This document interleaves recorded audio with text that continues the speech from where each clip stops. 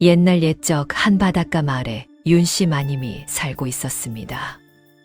몰락한 양반가 마님이었지요. 한때 이름 있는 집안이었으나 지금은 바닷가 근처 초가 한 채의 마늘밭 한 떼기가 재산의 전부였습니다. 살림은 기울었지만 윤씨 마님은 흐트러지지 않으려 애썼습니다.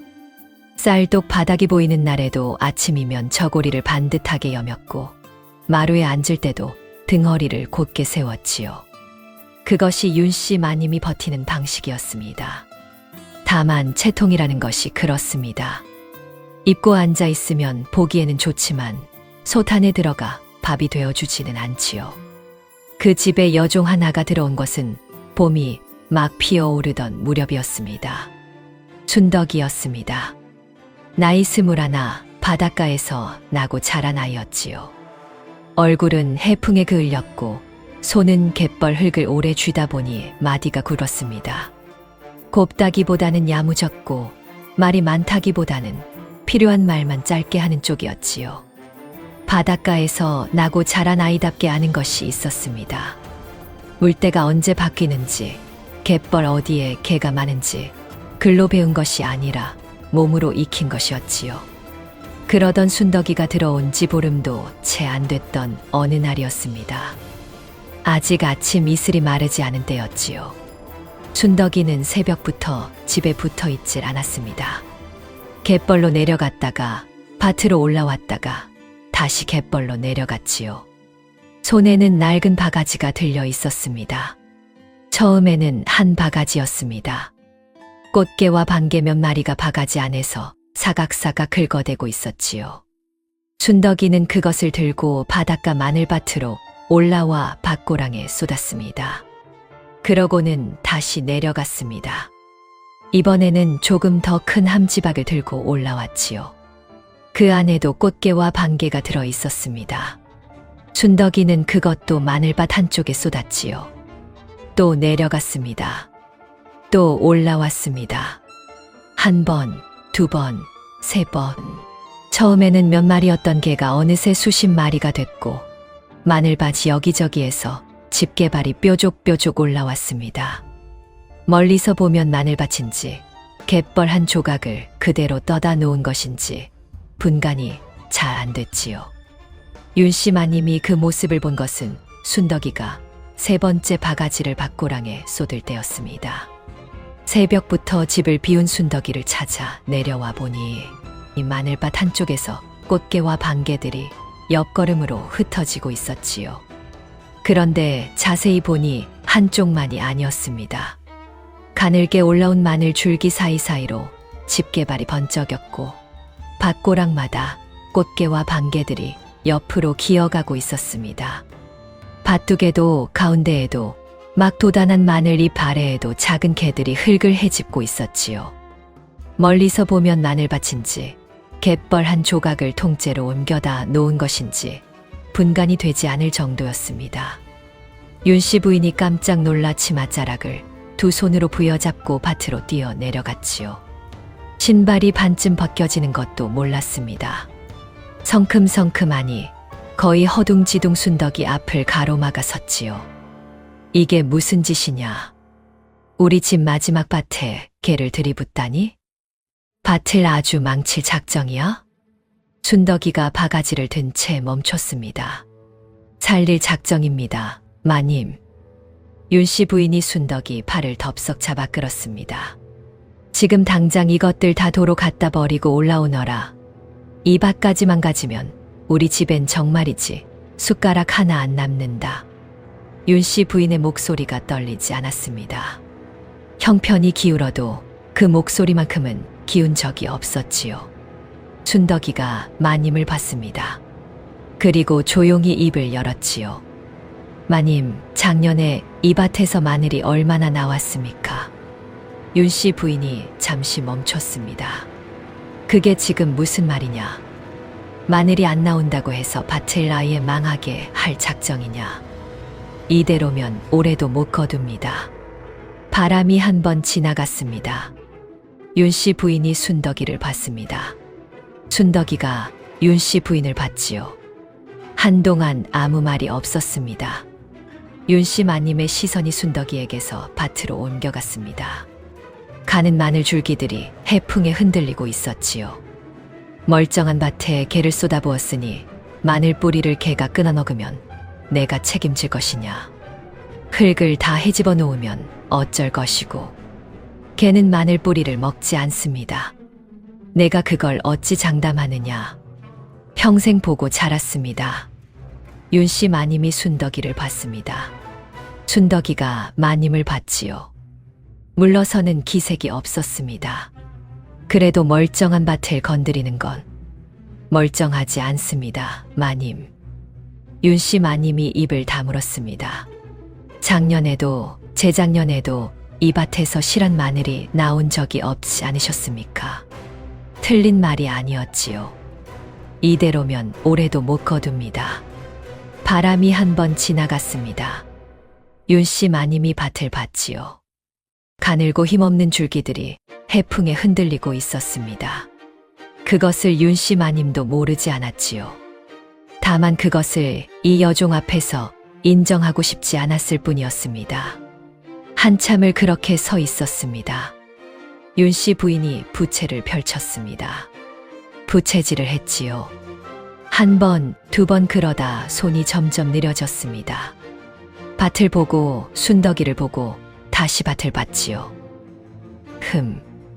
정말 안 죽는 것이지? 예, 마님. 마늘이 안 죽고 개도 안 죽고. 예. 윤씨 부인이 부채를 도로 접었습니다. 그리고 작게 한숨을 쉬었지요. 두고 보마. 그게 다였습니다. 올라가는 윤씨 마님의 등이 여전히 꼿꼿했지요. 지는 것인지 믿는 것인지 보는 사람 눈에는 알 수 없는 등이었습니다. 순덕이는 그날 해가 높이 오를 때까지 갯벌과 밭 사이를 오갔습니다. 꽃게들은 밭 가운데 쪽에, 방개들은 가장자리와 돌 많은 쪽에 자리를 골라가며 놓았지요. 왜 그렇게 나누는지는 아무도 몰랐습니다. 개들은 놓이는 족족 옆걸음으로 흩어졌습니다. 마늘 줄기 사이로 숨는 것도 있었고 밭 밖으로 나가려다 순덕이 손에 붙들려 오는 것도 있었지요. 마루에 올라간 윤씨 마님은 그 광경을 내려다봤습니다. 봐도 이상했지요. 그때 꽃게 한 마리가 마늘 줄기 사이에서 집게발을 번쩍 들었습니다. 윤씨 마님 쪽을 보는 것 같았지요. 저게 왜 나를 보는 것 같지? 윤씨 마님이 부채를 펼쳐 얼굴을 가렸지요. 그리고 부채 위로 밭을 한 번 더 내려다봤습니다. 두고 보마라고는 했는데 솔직히 무엇을 두고 봐야 하는지는 잘 몰랐습니다. 그 와중에도 순덕이는 꽃게 한 마리를 집어 다시 밭 가운데 놓았습니다. 꽃게가 옆으로 달아나자 순덕이가 조용히 말했지요. 거기는 아니야. 윤씨 마님이 그 말을 듣고 멈칫했습니다. 개에게도 자리가 있는 모양이었습니다. 그런데 그 광경이 길가에서도 보였습니다. 지나가던 마을 사람 하나가 발을 멈췄습니다. 고개를 갸웃하더니 옆 사람을 불렀지요. 옆 사람이 왔습니다. 또 갸웃했지요. 두 사람이 서서 보다가 저도 모르게 웃음이 새어 나왔습니다. 저게 뭐 하는 짓이래? 글쎄요. 개를 밭에 붓는 것 아닙니까? 마늘밭에 개를? 그러게요. 두 사람이 잠시 더 봤습니다. 순덕이는 여전히 묵묵히 개를 내려놓고 있었지요. 윤씨 마님은 그 옆에서 부채를 들고 서 있었습니다. 말릴 생각인지 구경할 생각인지 보는 사람 눈에는 알 수가 없었지요. 저러다 가을에 마늘 캐러 갔다가 개 집게발부터 캐는 것 아닙니까? 개들이 마늘을 지키면 도둑도 옆으로 도망가겠네. 두 사람이 피식 웃고는 각자 갈 길을 갔습니다. 그날 저녁 주막에 그 이야기가 퍼졌지요. 윤씨 마님네 새 여종이 마늘밭에 개를 풀었다더라. 한두 마리가 아니래. 바가지로 퍼다 부었다던데. 개를 풀어. 왜? 그건 모르지. 그 집 여종하고 개들만 아는 모양이야. 망한 양반가가 이제 게딱지 농사를 지으려나 봐. 웃음이 터졌습니다. 게딱지 농사, 하하하. 마늘이 매워서 개들이 눈물 흘리겠다. 가을에 마늘종 대신 게 다리가 올라오는 것 아니야? 주막 한편에서 시작된 웃음이 골목 여기저기로 퍼졌지요. 이튿날 아침 우물가에서도 장보러 나온 안악들 사이에서도 그 이야기가 돌았습니다. 새로 들어온 여종이 좀 이상한 것 아닐까? 마님은 뭐라 했대? 내버려 뒀다나 봐.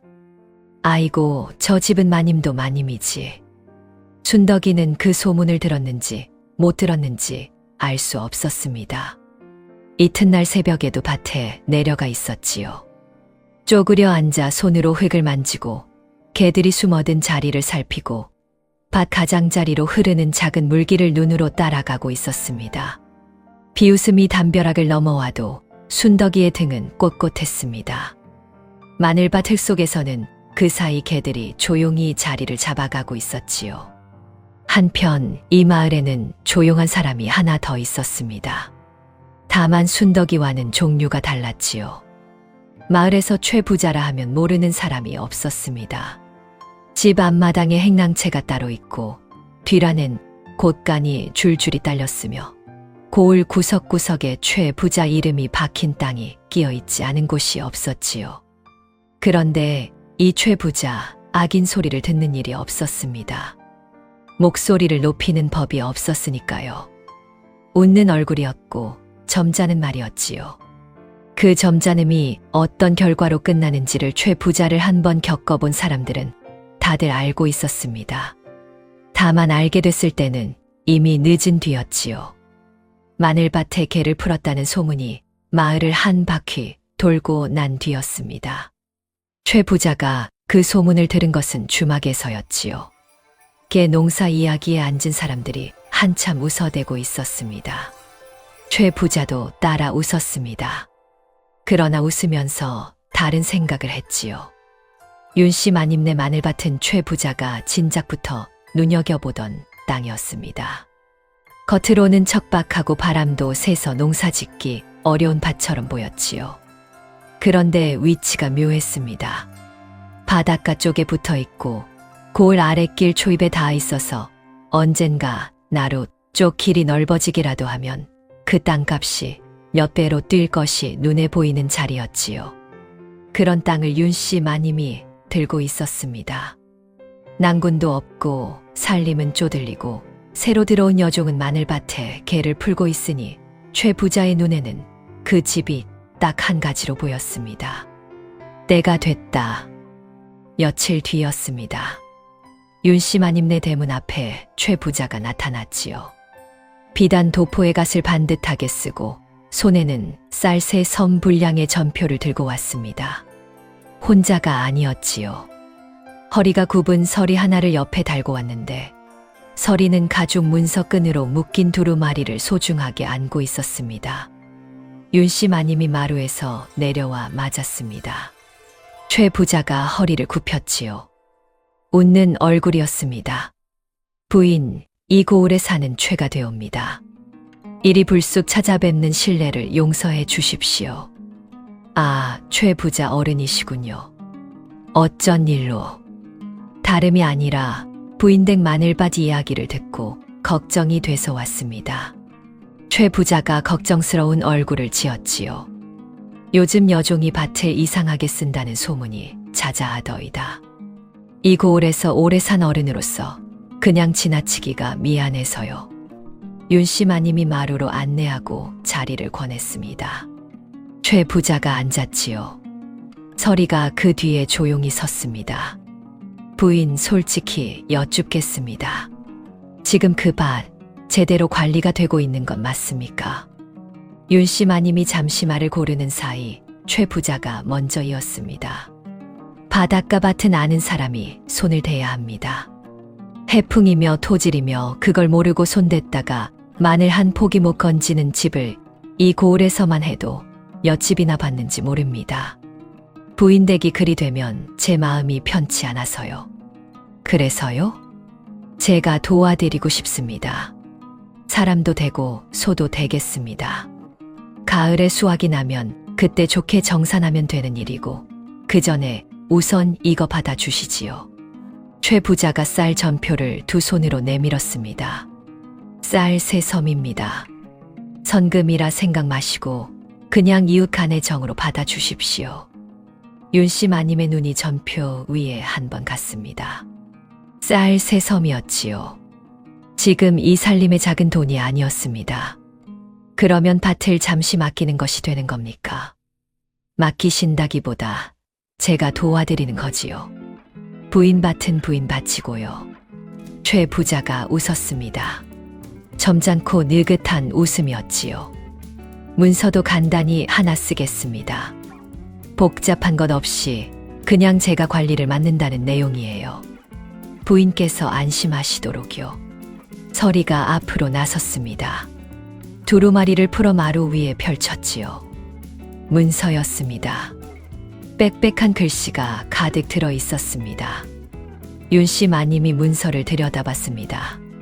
글을 읽는 눈이 천천히 움직였지요. 관례, 위임, 처분 글자들이 보였습니다. 글자 하나하나는 알았지요. 그런데 그것들이 이렇게 모여 있으니 전체가 무슨 뜻인지는 선뜻 잡히지 않았습니다. 도와준다는 말처럼도 보이고 아닌 것 같기도 하고 윤씨 마님이 미간을 살짝 좁혔습니다.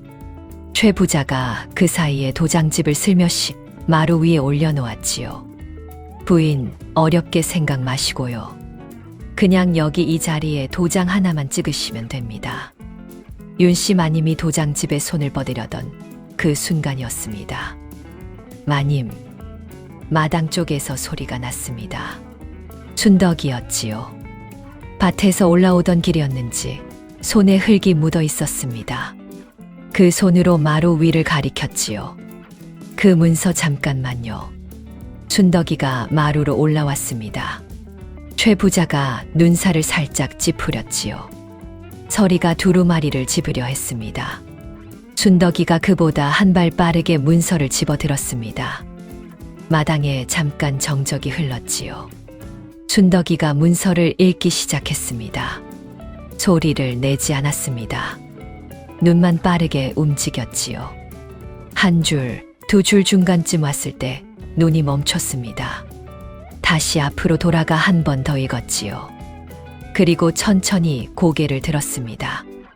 마님, 왜 그러느냐? 이 문서는 밭을 잠시 맡기는 문서가 아닙니다. 윤씨 마님이 순덕이를 봤습니다. 경작권과 처분권이 다 들어 있습니다. 이걸 찍으시면 이 밭에서 뭘 심고 뭘 거두고 뭘 팔지를 전부 저 어른이 결정하게 됩니다. 마님은 본인 밭에 들어갈 수도 없게 되고요. 마루 위가 조용해졌습니다. 윤씨 마님이 최 부자를 봤습니다. 최 부자의 얼굴에서 웃음이 아직 거치지 않았지요. 그러나 눈빛이 조금 달라져 있었습니다. 여종이 문서를 읽긴 읽는군요. 그런데 그 해석이 좀 과한 것 같소. 내가 무슨 과하지 않습니다. 순덕이가 문서를 펼쳐 들었습니다. 손가락으로 한 줄을 짚었지요. 여기에 경작 및 수익 처분에 관한 일체의 권한을 위임한다고 적혀 있습니다. 일체라는 말이 뭔지는 아시지요? 최 부자가 입을 열려 했습니다. 그건 관용적으로 쓰는 말이고, 관용적으로 쓰는 말이라도 도장을 찍으면 관용이 아닌 법이 됩니다. 순덕이의 목소리는 높지 않았습니다. 그러나 단단했지요. 최 부자가 잠시 순덕이를 바라봤습니다. 마당에서 개를 밭에 푼다는 소문을 듣고 우습게 봤던 여종이었지요. 우습지 않았습니다. 최 부자가 자리에서 일어났습니다. 오늘은 제가 좀 이르게 왔나 봅니다. 부인께서 천천히 생각해 보시지요. 말은 여전히 점잖았습니다. 허리도 굽혔지요. 그러나 눈이 웃지 않았습니다. 서리가 두루마리를 챙기려 손을 뻗었지요. 순덕이가 문서를 내주지 않았습니다. 이거 두고 가시지요. 그건 저희 문서인데 마님이 읽어보셔야지요. 천천히 최 부자가 순덕이를 봤습니다. 순덕이가 최 부자를 봤지요. 두 사람이 잠깐 그대로 있었습니다. 최 부자가 먼저 시선을 거뒀습니다. 그리하시지요. 대문을 나서면서 최 부자의 발걸음이 평소보다 빠른 것 같기도 했습니다. 서리가 종종 걸음으로 그 뒤를 따랐지요. 대문이 닫혔습니다. 마루 위에 윤씨 마님과 순덕이만 남았습니다. 윤씨 마님이 긴 숨을 한 번 내쉬었지요. 순덕아, 나는 이게 도와주겠다는 말인 줄 알았다. 도와주겠다는 말이 맞습니다. 저분을 도와주는 문서지요. 윤씨 마님이 순덕이를 봤습니다. 그리고 문서를 봤지요. 그리고 다시 대문 쪽을 봤습니다. 참으로 점잖은 양반이더구나. 점잖은 것과 좋은 것은 다릅니다, 마님. 그날 저녁이었습니다. 순덕이가 등잔 앞에 앉아 문서를 다시 한번 훑어봤습니다. 앞면을 보고 뒷면을 보고 그리고 반으로 접었습니다. 찢지 않았습니다.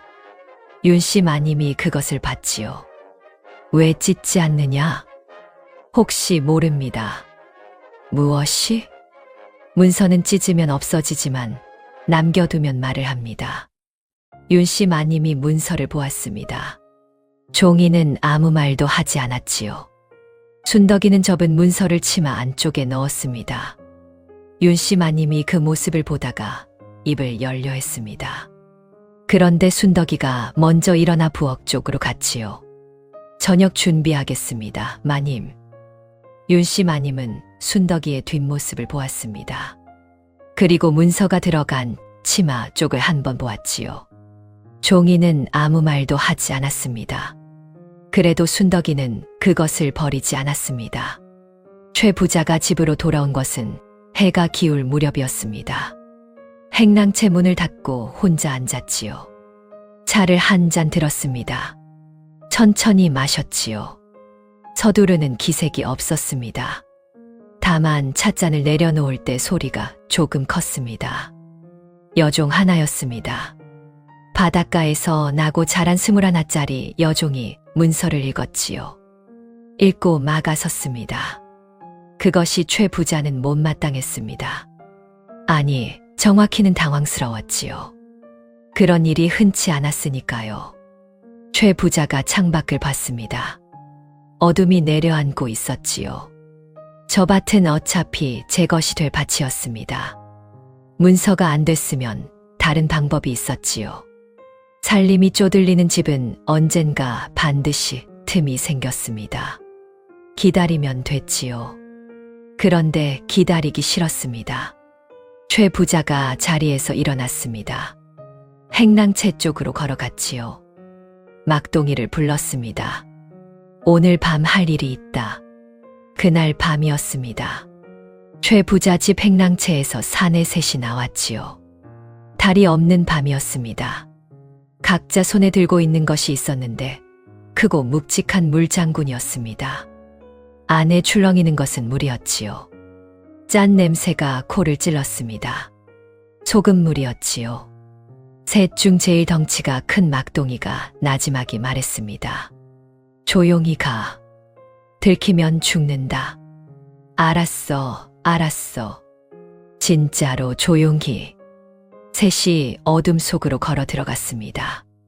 바닷가 마늘밭까지는 그리 멀지 않았지요. 문제는 밭 안이었습니다. 달도 없는 밤이라 발밑이 잘 보이지 않았지요. 막동이가 밭 안으로 첫 발을 내디디는 순간이었습니다. 무언가가 발가락을 물었습니다. 으악, 조용히 하랬잖아. 뭔가가 내 발을. 집신 신으라고 했잖아. 왜 맨발로 와? 여름이잖아. 셋이 쪼그려 앉아 숨을 죽였습니다. 마님 집 쪽을 봤지요. 불이 꺼져 있었습니다. 조용했지요. 막동이가 이를 악물고 다시 일어섰습니다. 간다. 셋이 밭 안으로 들어갔습니다. 물장군을 기울여 소금물을 붓기 시작했지요. 철벅철벅 물이 흙 위로 쏟아졌습니다. 짠 냄새가 밭 위로 퍼졌지요. 셋이 장군을 다 비웠습니다. 돌아 나오는 길이었습니다. 제일 뒤에 오던 사내가 발을 헛디뎠지요. 비틀거리다가 집신 한 짝이 벗겨졌습니다. 집신, 그냥 와, 빨리. 사내가 맨발로 뛰었습니다. 집신은 밭 언저리에 그대로 남았지요. 셋이 어둠 속으로 사라졌습니다. 마늘밭은 다시 조용해졌지요. 달도 없고 바람도 없는 밤이었습니다. 집신 한 짝이 밭둑에 혼자 남아 있었습니다. 다음 날 새벽이었습니다. 순덕이가 밭에 내려갔지요. 밭 입구에서 멈췄습니다. 밭이 어제와 달랐습니다. 밭둑 흙이 여기저기 무너져 있었고 마늘 줄기 몇 포기가 옆으로 눌려 있었습니다. 밭고랑 사이에는 밤새 누군가 무거운 것을 끌고 들어온 듯 길게 팬 자국도 남아 있었지요. 순덕이가 천천히 밭 안으로 들어섰습니다. 흙이 축축하게 젖어 있었습니다. 비가 온 것도 아닌데 밭 한가운데가 어둡게 젖어 있었지요. 개들이 파놓은 작은 구멍들 주변으로 물기가 번져 있었고 낮은 곳으로는 흙탕물이 가늘게 고여 있었습니다. 순덕이가 무릎을 꿇었습니다. 손가락으로 젖은 흙을 조금 집어 올렸지요. 손끝으로 비벼보고 한참 바라보다가 혀끝에 살짝 대보았습니다. 소금물이었습니다. 순덕이가 벌떡 일어났습니다.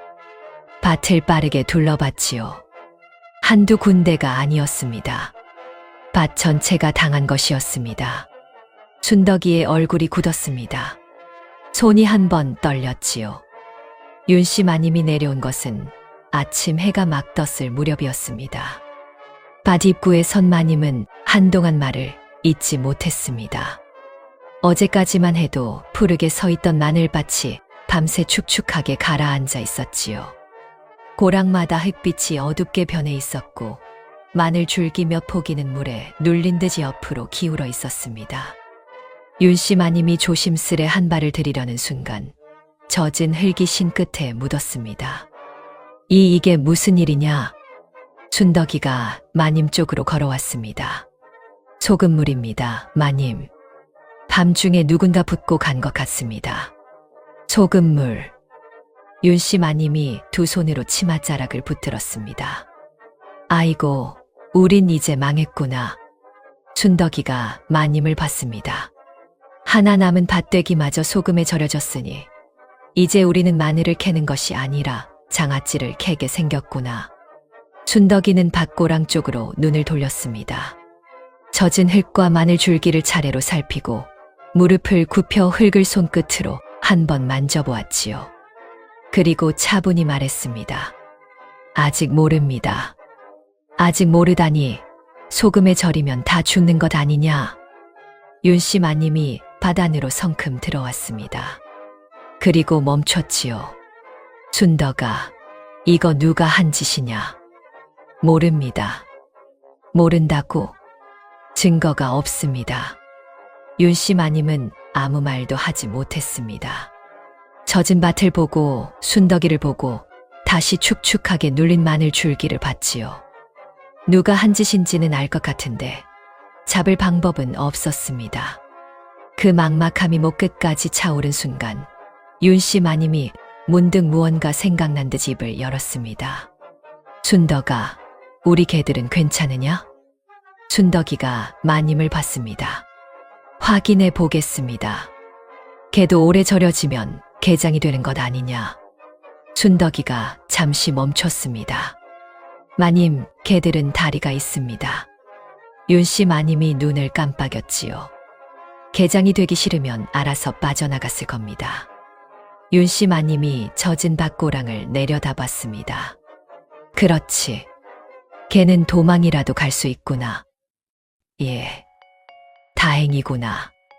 윤씨 마님이 진심으로 안도했습니다. 그러다 문득 자기 입으로 한 말을 깨달았지요. 마늘밭이 소금물에 젖어 다 죽게 생겼는데 지금 개 안부를 묻고 있었습니다. 윤씨 마님이 헛기침을 한 번 했습니다. 마늘은 어쩌냐? 순덕이가 밭을 한 번 더 둘러봤습니다. 대답하지 않았지요. 윤씨 마님이 그 침묵을 듣고 한숨을 한 번 내쉬었습니다. 그때 순덕이의 눈에 바둑 쪽 무언가가 걸렸습니다. 풀숲에 낡은 집신 한 짝이 걸려 있었지요. 순덕이가 조용히 그쪽으로 걸어갔습니다. 집신을 집어 들고 뒤집어 보았습니다.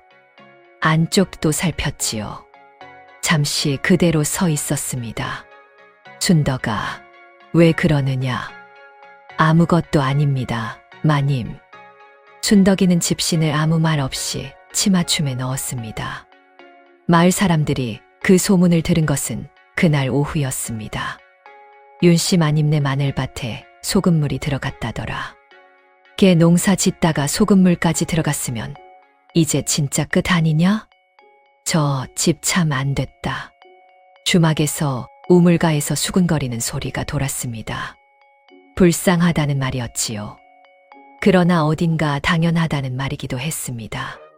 최 부자는 그 소문을 들으며 차를 마셨습니다. 흡족한 얼굴이었지요. 그런데 며칠이 지났습니다. 마늘 줄기가 죽지 않았습니다. 노랗게 시들어가야 할 것들이 여전히 파랬지요. 윤씨 마님이 순덕이와 함께 밭에 내려가 보고는 눈을 껌벅였습니다. 순덕아, 이것들이 왜 안 죽느냐? 글쎄요. 소금물이 들어왔는데 왜 안 죽어? 잘 모르겠습니다.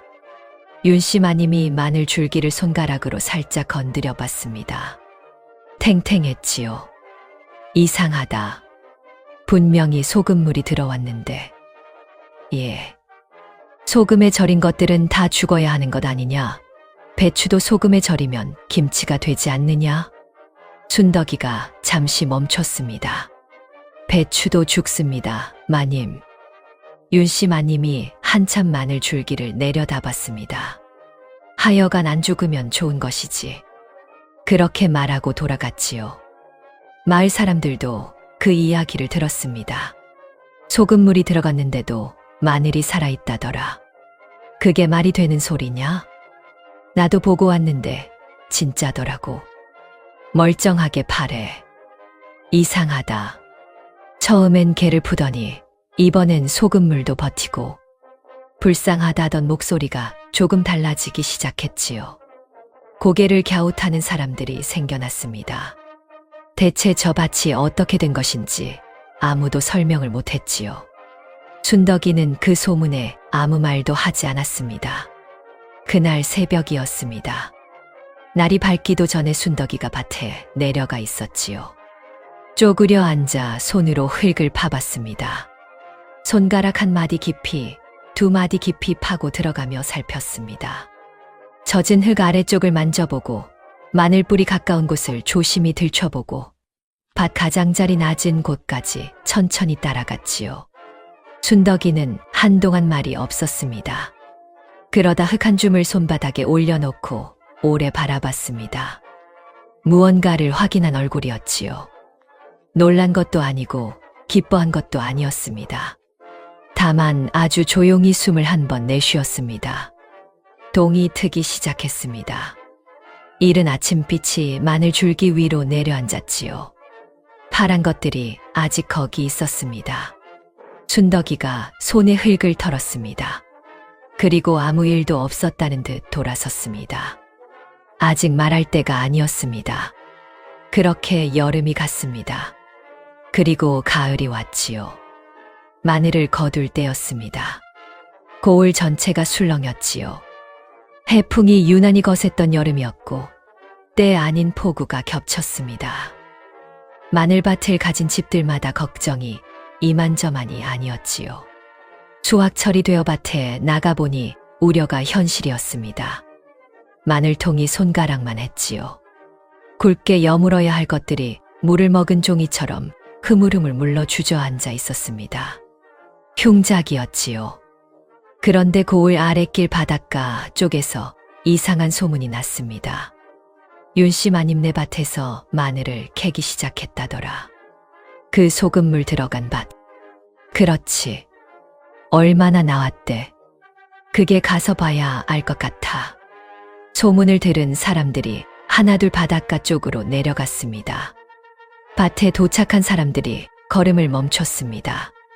순덕이가 마늘을 캐고 있었지요. 두 손으로 마늘 줄기를 잡고 흙에서 뽑아 올리는데 딸려 나오는 것이 예사롭지 않았습니다. 통이 굵었습니다. 한 뿌리의 쪽이 8에서 10개씩 붙어 있었지요. 황금빛이 도는 껍질이 햇살을 받아 반짝였습니다. 윤씨 마님이 그 옆에서 캔 마늘을 광주리에 담고 있었습니다. 광주리가 이미 반쯤 찼지요. 구경 나온 사람들이 서로 얼굴을 봤습니다. 아무도 말을 하지 않았지요. 순덕이가 또 한 뿌리를 뽑아 올렸습니다. 또 굵었지요. 또 황금빛이었습니다. 윤씨 마님이 그것을 받아 광주리에 담았습니다. 광주리가 차오르고 있었지요. 저거 저 밭에 소금물 들어간 거 맞지? 맞아. 내가 직접 봤어. 개도 풀었던 밭이고. 그런데 저게 어떻게? 아무도 대답하지 못했습니다. 그때 봄날 주막에서 개딱지 농사라며 제일 크게 웃었던 사내 하나가 마늘 한 통을 집어들었습니다. 손바닥 위에 올려놓고 이리저리 돌려봤지요. 껍질을 한 겹 벗겨보기도 했습니다. 속이 단단했습니다. 알이 꽉 차 있었지요. 사내는 입을 열려다가 닫았습니다. 옆에 있던 사람이 물었습니다. 왜 말이 없나? 사내가 마늘을 내려다보다가 작게 말했습니다. 개딱지는 안 나왔네. 사람들이 그를 봤습니다. 사내는 헛기침을 한 번 했지요. 마늘이 나왔네. 아주 크게. 그 말에 여기저기서 낮은 웃음이 터졌습니다. 이번 웃음은 전처럼 남을 깔보는 웃음이 아니었습니다. 어이가 없고 민망하고 믿기지 않아서 나오는 웃음이었지요. 윤씨 마님이 고개를 들어 구경꾼들을 봤습니다. 그리고 손을 한번 흔들었지요. 어서들 오세요. 올해 마늘이 잘 됐습니다. 구경꾼들이 서로 눈치를 보다가 하나둘 밭 안으로 들어왔습니다. 직접 마늘을 집어들고 보았지요. 손으로 눌러보고 껍질을 한 겹 벗겨보고 탄성이 터졌습니다. 이게 진짜냐? 어떻게 이게 가능하지? 윤씨 마님은 광주리에 마늘을 하나 더 담았습니다. 봄에는 모두가 이 밭을 보고 웃었습니다. 그런데 가을이 되자 웃던 사람들이 그 밭에 내려와 마늘을 만져보고 있었습니다. 세상 일이란 참 알 수 없는 것이었지요. 바로 그때였습니다. 밭 위쪽 길에서 발소리가 났지요. 최 부자였습니다. 수행원 둘을 옆에 달고 내려오고 있었습니다. 황금 마늘 소문이 최 부자 귀에도 들어간 것이었지요. 최 부자가 밭 앞에서 멈췄습니다. 광주리에 수북이 쌓인 마늘을 봤지요. 구경꾼들이 웅성거리는 것을 봤습니다. 그리고 입을 열었습니다. 목소리가 높았습니다. 평소와 달랐지요. 이거 이상한 것 아니요? 온 고을이 다 흉작인데 이 밭에서만 이런 것이 나왔다고? 사람들이 돌아봤습니다. 소금물까지 들어간 밭에서 이게 나오다니 내 보기엔 보통 일이 아니요. 뭔가 수상쩍소. 수상쩍다니요. 누군가 물었지요. 최 부자가 순덕이를 가리켰습니다. 저 여종이 봄부터 밭에 이상한 것을 풀어대고 밤중에 혼자 밭을 드나들고 이게 그냥 농사 솜씨라고 볼 수 있겠소. 내가 보기엔 주술이요. 주술로 남의 고을 농사를 망치고 자기 밭만 살린 것이 아니요? 마당이 조용해졌습니다. 조금 전까지 통쾌하게 웃던 사람들이 서로 눈치를 봤지요.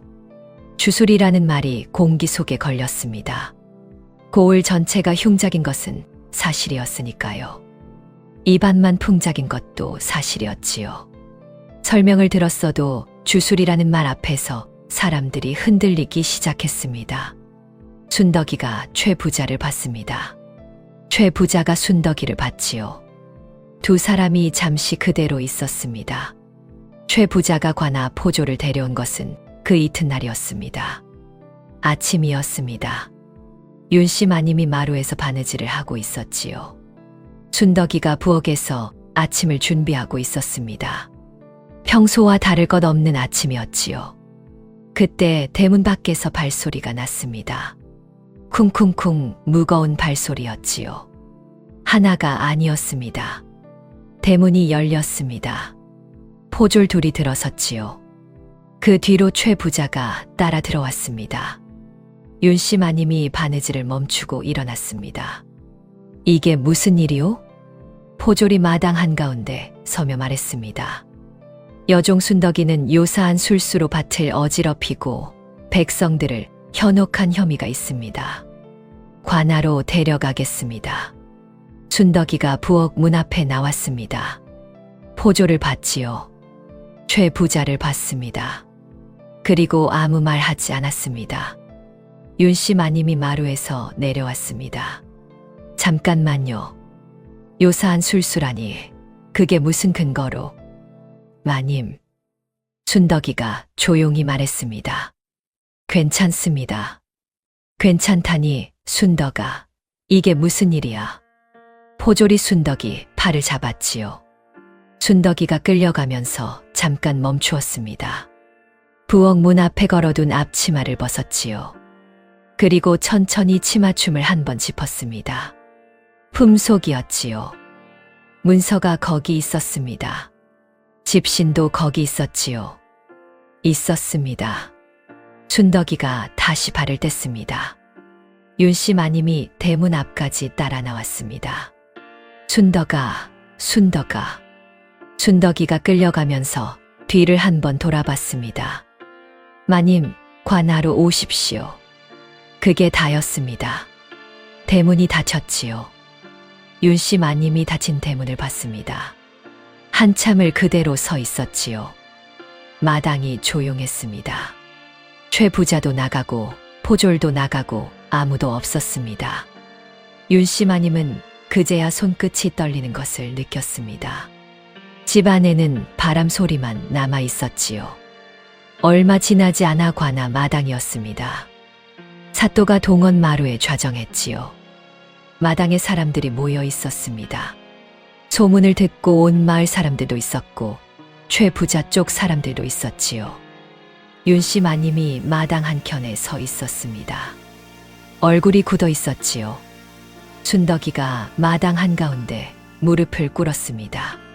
최 부자가 입을 열었습니다. 날이 저 여종이 주술을 부린 것이 분명합니다. 온 고을이 흉작인데 저 밭에서만 황금 마늘이 났으니 보통 일이 아닙니다. 사또가 순덕이를 내려다봤습니다. 할 말이 있느냐? 있습니다. 순덕이가 고개를 들었습니다. 주술이 아닙니다. 봄에 제가 밭에 개를 푼 것 다들 기억하시지요? 마당 사람들이 고개를 끄덕였습니다. 개들이 밭 안에 굴을 팠습니다. 뿌리 주변 흙 속으로 통로가 생긴 것이지요. 거기다 저는 봄부터 밭 가장자리에 작은 물길을 내뒀습니다. 밤에 소금물이 들어왔을 때 뿌리 근처에 오래 고이지 못하고 개 굴과 물길을 따라 빠져나갔습니다. 그러면서 개들이 뒤섞어 놓은 갯벌 흙이 뿌리 주변으로 퍼졌지요. 주술이 아니라 개가 한 일입니다. 마당이 조용했습니다. 한 안악이 중얼거렸지요. 그러면 개가 배수로를 만들어준 거네. 그렇습니다. 그리고 그 소금물을 밤중에 부은 것이 누구인지도 압니다. 순덕이가 최 부자를 봤습니다. 최 부자 어른의 수작입니다. 마당이 술렁였지요. 최 부자가 웃었습니다. 그러나 눈이 웃지 않았지요. 흥 어디 증거가 있소? 주술 혐의를 벗으려고 이제는 이 최가를 모함하려는 것이오. 날이 저 여종이 지금 죄를 덮으려고 없는 말을 지어내고 있습니다. 마당이 다시 조용해졌습니다. 있습니다. 순덕이가 품에서 천천히 두 가지를 꺼냈지요. 반으로 접힌 문서 그리고 집신 한 짝이었습니다. 순덕이가 먼저 반으로 접힌 문서를 들어 보였습니다. 이것은 최 부자 어른이 저희 마님께 들이밀었던 문서입니다. 잠시 밭을 관리해 드리겠다고 했지요. 그런데 안에는 경작권과 처분권을 통째로 넘기는 내용이 들어 있습니다. 마님이 도장을 찍으려는 순간 제가 막았고 찢지 않고 보관해 두었습니다. 사또가 문서를 받아 펼쳤습니다. 한 줄, 두 줄 훑어보던 사또의 눈썹이 천천히 찌푸려졌지요. 마당이 조용해졌습니다. 최 부자는 웃는 얼굴을 유지하려 했습니다. 그러나 입가가 조금 굳어 있었습니다. 순덕이가 이번에는 치맞춤에서 집신 한 짝을 꺼냈습니다. 그리고 이것은 밤중에 소금물을 붓고 간 사람이 밭에 흘리고 간 것입니다. 저희 밭 언저리에서 찾았습니다. 최 부자가 표정을 바꾸지 않은 채 말했습니다. 집신 한 짝이 나왔다고? 그게 나와 무슨 상관이요? 최 부자 어른 행랑채 막동이 집신입니다. 마당이 술렁였지요. 막동이 발이 유난히 크다는 것은 이 고을에서 다 압니다. 이 집신 크기가 맞는 사람이 많지 않습니다. 사또가 포졸에게 눈짓했습니다. 잠시 뒤 행랑채 막동이가 끌려왔지요. 덩치가 컸습니다. 발도 컸지요. 포졸이 집신을 막동이 발 앞에 놓았습니다. 딱 맞았습니다. 마당이 조용해졌지요. 막동이가 눈을 굴렸습니다. 입을 열었지요. 이거 저만 이 크기가 아닐 수도 있지 않습니까? 누가 흘린 건지 어떻게, 그날 밤 어디 있었느냐? 사또의 목소리가 낮게 깔렸습니다. 막동이가 입을 다물었지요. 그날 밤 최 부자 어른 심부름으로 바닷가 쪽에 다녀오지 않았느냐? 저는 아무 데도. 막동이. 순덕이가 막동이를 봤습니다. 조용한 목소리였지요. 그날 밤 최 부자 어른 행랑채에서 사내 셋이 나왔습니다. 달이 없는 밤이었지요. 그 셋 중 하나가 집신을 잃어버리고 돌아왔습니다. 최 부자 어른 행랑채에서 그날 밤 맨발로 돌아온 사람이 누구인지 행랑채 사람들은 다 압니다. 막동이의 얼굴이 굳었습니다. 마당 쪽에서 누군가 말했지요. 나도 봤어. 그날 밤 막동이 맨발로 들어오는 거. 막동이가 그쪽을 봤습니다. 같은 행랑채 머슴이었지요. 막동이가 고개를 숙였습니다. 어깨가 축 처졌지요. 최 부자 어른 짓이었습니다. 최 부자가 발뺌하려 했습니다. 막동이가 제 마음대로 한 일이라고, 자신은 그런 지시를 내린 적 없다고 점잖은 목소리로 말했지요. 언제나처럼 웃는 얼굴이었습니다. 그때였습니다. 마당 한켠에서 사람들이 움직이기 시작했지요. 처음 나선 것은 바닷가 쪽에서 온 늙은 어부였습니다. 지팡이를 짚고 앞으로 나왔지요. 소인도 할 말이 있습니다. 사또가 봤습니다. 3년 전 일이옵니다. 최 부자 어른이 갯벌 어장을 잠시 맡아 관리해 주겠다고 했지요. 문서를 들고 왔는데 점잖은 말이 가득해서 소인이 다 이해를 못했습니다. 그냥 도와주신다는 줄 알고 도장을 찍었지요. 그 뒤로 소인 어장이 소인 것이 아니게 됐습니다. 다음으로 중년 안악이 나섰습니다. 소인 남편이 아팠을 때 최 부자 어른한테 쌀을 빌렸습니다. 갚을 때가 됐을 때 쌀이 아니라 논문서를 가져오라고 했지요. 잠시만 맡아두겠다고 했는데 그 논이 이제 최 부자 어른 이름으로 돼 있습니다. 또 한 사람이 나왔습니다. 소인은 밭이었습니다. 또 한 사람. 소인은 염전이었습니다. 짧고 선명한 말들이 이어졌습니다. 한 사람이 입을 여니 다음 사람이 입을 열었지요. 오래 꾹꾹 눌러왔던 말들이 이 마당에서 처음으로 나오고 있었습니다. 주술이라는 말에 잠깐 흔들렸던 사람들이 그 말들을 들으며 다시 고개를 돌렸지요. 최 부자의 얼굴에서 웃음이 천천히 거쳤습니다. 사또가 최 부자를 내려다봤습니다. 내 죄를 내가 알렸느냐? 최 부자가 입을 열었습니다. 나리, 소인은 그저 이웃들을 도우려.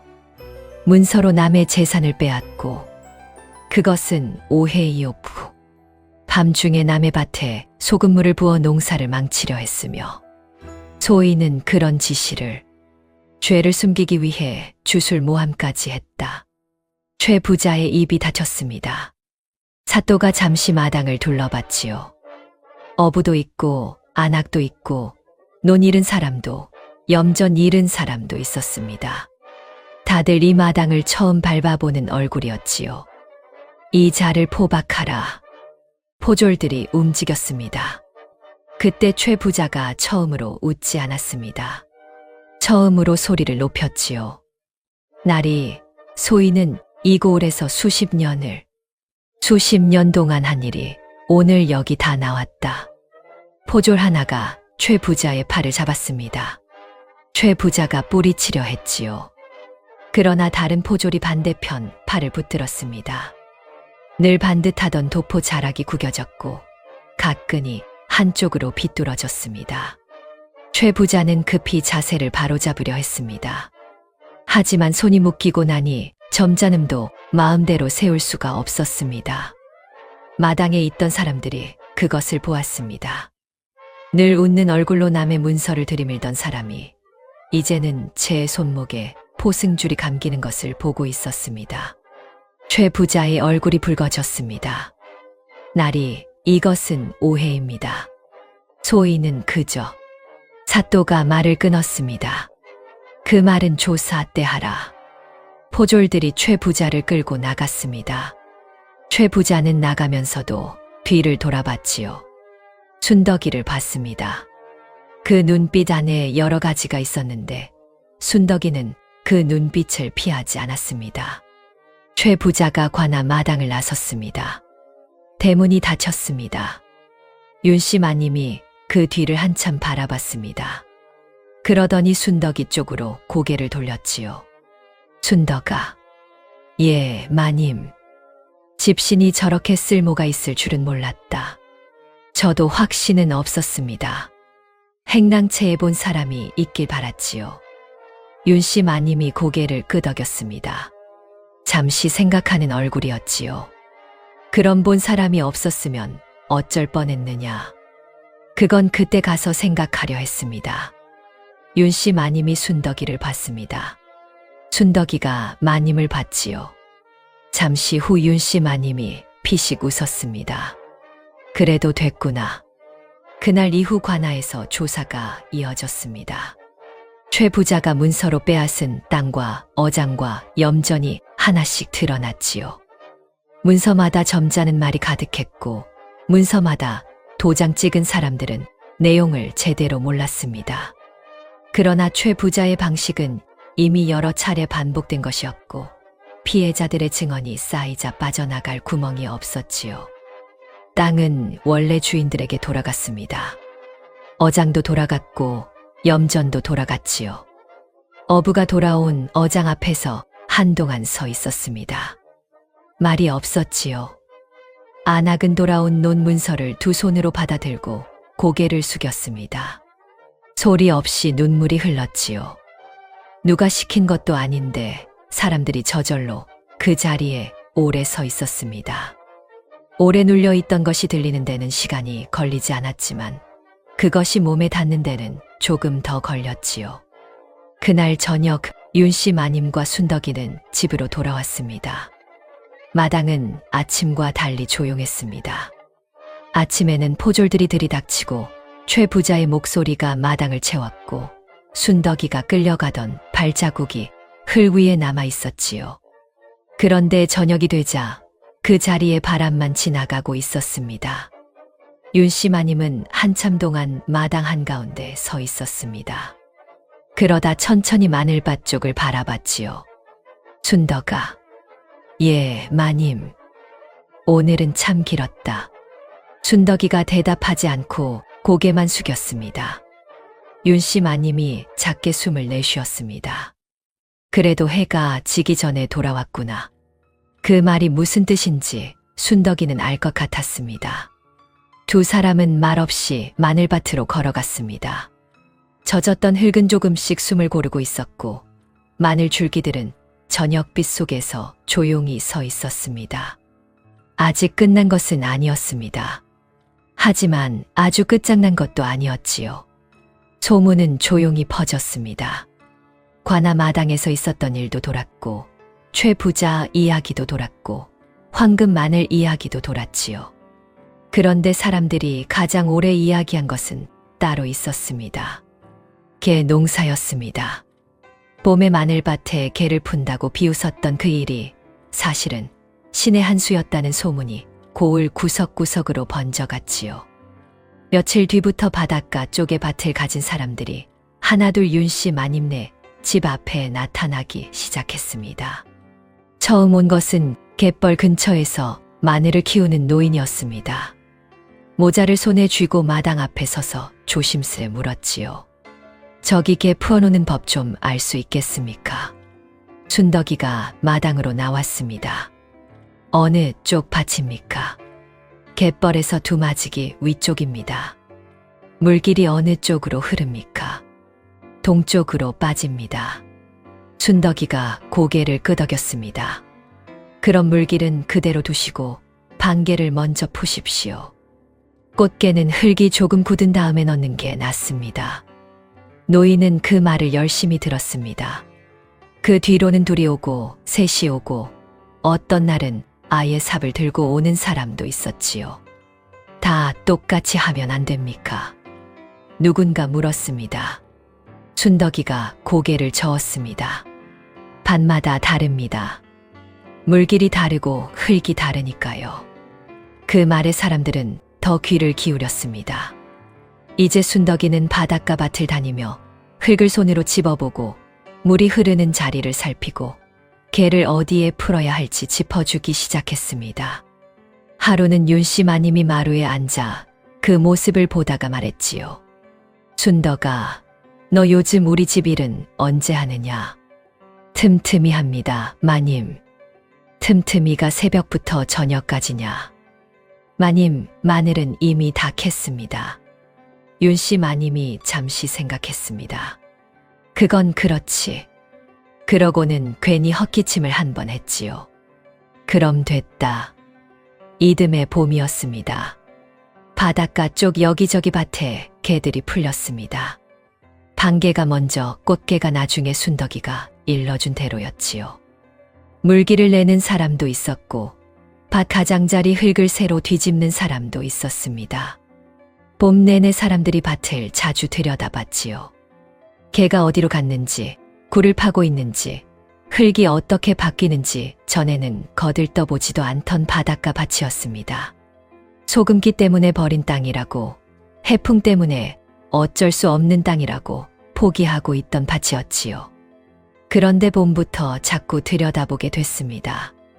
윤씨 마님이 그 풍경을 보며 순덕이에게 말했습니다. 순덕아, 저 사람들이 전에는 우리 밭 보고 웃었지. 예, 마님. 이제는 안 웃네. 예. 무언가 배우러 오면 웃지 않더라. 순덕이가 마님을 봤습니다. 마님은 진지한 얼굴이었지요. 맞는 말씀입니다. 윤씨 마님이 고개를 한번 끄덕였습니다. 그리고 마루로 들어가다가 멈췄지요. 순덕아, 그런데 저 사람들 가을에 마늘이 잘 되면 우리 것도 잘 되는 것이냐, 아니면 나눠지는 것이냐. 순덕이가 잠시 멈췄습니다. 나눠지지 않습니다, 마님. 다행이다. 윤씨 마님이 들어갔습니다. 순덕이가 그 뒷모습을 보다가 조용히 웃었지요. 그해 가을 윤씨 마님네 곳간이 찼습니다. 황금 마늘을 장에 내다 팔았지요. 진작부터 쪼들리던 살림에 숨통이 트였습니다.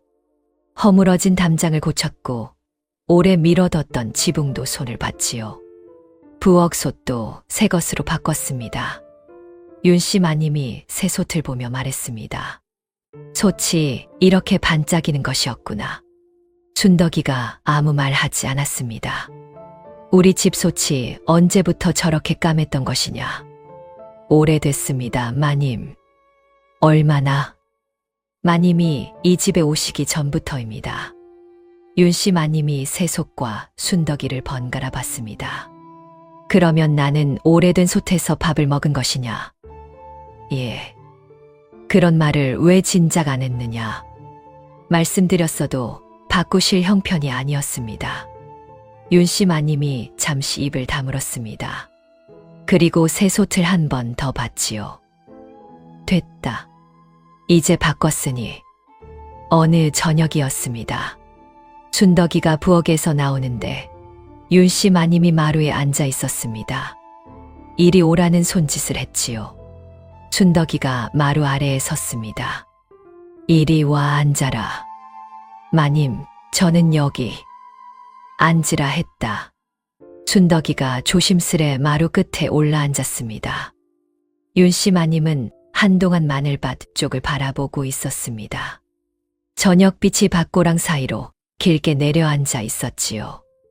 봄에 개들이 옆으로 기어다니던 그 밭이었습니다.